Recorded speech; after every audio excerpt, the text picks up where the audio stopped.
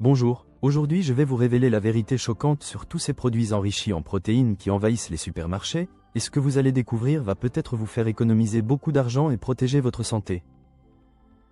Des chips protéinés, bonbons protéinés, café protéiné, boissons protéinées, de l'eau protéinée, des desserts protéinés. Mais est-ce que ces protéines rajoutées nous rendent en meilleur état de santé et c'est juste du marketing? Décryptage complet dans cette vidéo et restez jusqu'à la fin parce que je vous dirai s'il y a un risque à consommer trop de protéines. Avant de continuer, prenez un instant pour vous abonner à ma chaîne et activer la cloche de notification, cela donne vraiment de la force à notre communauté et nous permet de partager encore plus de conseils santé avec vous. N'hésitez pas non plus à consulter la description pour plus d'informations et mes autres vidéos, et surtout laissez un commentaire pour partager votre expérience. Commençons par rappeler à quoi servent les protéines. Imaginez que votre corps c'est une maison. Les protéines sont les briques qui permettent de la construire et aussi de la réparer s'il y a besoin de réparer. Les protéines jouent donc un rôle de structure importante dans les muscles, mais aussi la peau et les os. On oublie d'ailleurs que les protéines jouent d'autres rôles. Par exemple, elles interviennent dans le métabolisme de certaines enzymes, hormones, même dans le transport de l'oxygène dans le corps. Bref, sans protéines, il n'y a pas de renouvellement cellulaire. Pour comprendre pourquoi il y a cet engouement pour les protéines en ce moment, il faut regarder en particulier 4 facteurs. Premier facteur, ce sont les régimes hyperprotéinés. Ce sont des régimes qui ont été à la mode et très utilisés ces dernières années, en particulier pour perdre du poids de façon rapide sans trop perdre de la masse musculaire. Et c'est vrai que le fait de consommer surtout protéiné a 2 avantages. Premièrement, la sensation de satiété est plus rapide et on mange beaucoup moins de sucre. Mais là, on enlève pratiquement tout ce qui est source de glucides et c'est surtout cela qui fait perdre du poids. Chez certaines personnes ça marche très bien mais pour d'autres personnes c'est insupportable. Mais ce n'est pas un miracle non plus. D'ailleurs, dès qu'on va réintroduire les sucres dans l'alimentation, on risque de reprendre du poids et donc gare à l'effet yo-yo qui lui est très néfaste au long terme. Et puis en mangeant que des protéines, on risque de se priver de certaines sources de micronutriments nécessaires pour le bon fonctionnement de notre organisme. Deuxième facteur, l'influence du fitness et du bodybuilding.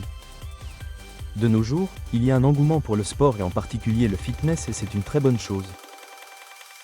Des influenceurs nous poussent à pratiquer du sport et à avoir le culte d'être en bonne santé. Et cette influence est souvent associée à l'utilisation de protéines. C'est un peu comme si dans l'inconscient collectif protéines égale muscle, séance de sport égale mon shaker ou ma barre protéinée. Troisième facteur, les études scientifiques devenues populaires. Elles expliquent que la masse musculaire qu'on a en prenant de l'âge joue un rôle très important pour lutter contre le risque de mortalité et beaucoup de maladies qui apparaissent avec l'âge. L'idée est la suivante, la sarcopénie, c'est-à-dire la perte de masse musculaire, est un facteur de risque de mal vieillir. Quatrième facteur, les médias et les réseaux sociaux se sont emparés du sujet. Cela a permis d'installer l'idée que manger protéiné permet d'être en bonne santé. Et les industriels l'ont vite compris et ont commencé à rajouter des protéines partout. Mais est-ce vraiment utile? Nos besoins en protéines sont globalement modérés. Nos apports protéinés pour quelqu'un qui a une vie avec une activité physique régulière tournent aux alentours de 0,8 g par kilo de poids. Donc pour quelqu'un qui pèse à peu près 70 kg, il aura besoin d'un apport quotidien de protéines de 56 g à 70 g à peu près. Attention, la qualité des protéines joue un rôle tout aussi important que la quantité des protéines. Toutes les protéines ne se valent pas. Pourquoi? Parce que les protéines sont faites d'acides aminés dont certains sont considérés comme indispensables car notre corps ne les fabrique pas. On distingue 2 types de protéines. Les protéines animales et végétales. Les protéines d'origine animale sont les viandes, les œufs, le lait, etc. Ces protéines sont considérées comme assez complètes. Elles contiennent tout ce dont notre corps aurait besoin comme acides aminés. Les protéines d'origine végétale, elles, sont décriées en disant qu'elles sont insuffisantes. Là on parle des céréales, des légumineuses et des oléagineux par exemple. On sait que les céréales manquent de lysine tandis que les légumineuses manquent un peu d'acides aminés. Mais pour remédier à ça il suffit de les mélanger. Si vous regardez la nourriture méditerranéenne, vous verrez que les aïeux ont plein de plats qui mélangent ces protéines d'origine végétale pour les rendre les plus complètes possibles. Donc si vous êtes végétarien, pas d'inquiétude, on peut avoir un apport de protéines suffisant de bonne qualité à condition de varier et de mélanger. Est-ce intéressant de consommer des produits enrichis en protéines? Dans la majorité des cas, l'alimentation naturelle est suffisante pour notre apport en protéines, y compris quand on pratique du sport. Par exemple, ce que vous avez comme apport en protéines dans un shaker classique de poudre, vous allez le retrouver dans 100 g de blanc de poulet ou dans 2 œufs. C'est à peu près 20 g de protéines. D'ailleurs, faites attention, certaines marques considérées comme enrichies en protéines n'apportent pas plus de protéines que leur équivalent. Par exemple, la marque Ipro, yaourt enrichi en protéines, contient 9 g de protéines pour 100 g de produit. C'est à peu près ce que vous avez dans un fromage blanc, dans un carré frais ou un petit suisse. Sauf que le yaourt enrichi en protéines coûte beaucoup plus cher. En variant les apports de protéines, vous allez aussi vous apporter une variante de micronutriments, de vitamines, d'oligo-éléments et d'autres micronutriments nécessaires à votre équilibre et à votre organisme. Voyons maintenant les avantages, car il ne s'agit pas de diaboliser les produits dont je vous parle. Ils peuvent avoir leurs avantages dans certains cas. On peut reconnaître qu'ils sont rapides et pratiques pour des sportifs qui n'ont pas le temps ou en déplacement. C'est vrai que c'est plus facile de se déplacer ou de voyager avec ces produits et c'est aussi pratique lorsqu'on n'a pas le temps de préparer à manger. Donc c'est vrai que ça peut jouer un rôle de facilitation d'apport de protéines.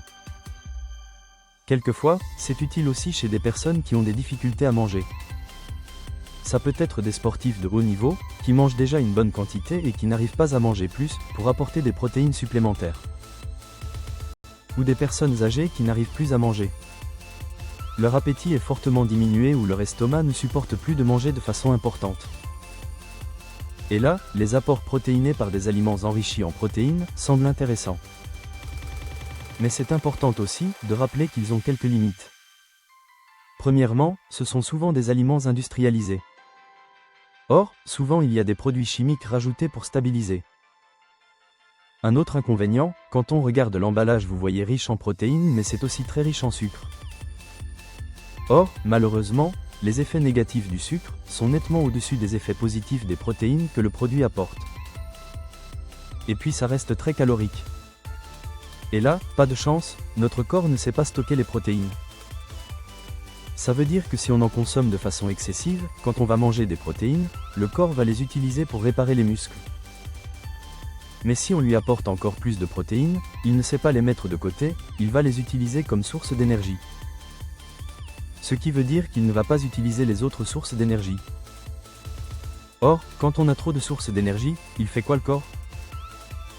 Il les stocke en matière grasse.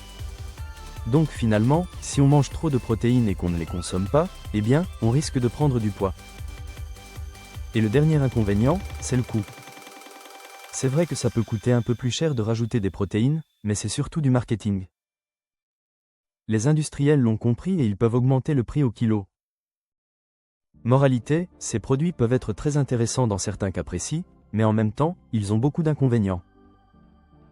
Et c'est inutile si vous avez une vie avec une activité physique classique, voire une activité sportive modérée.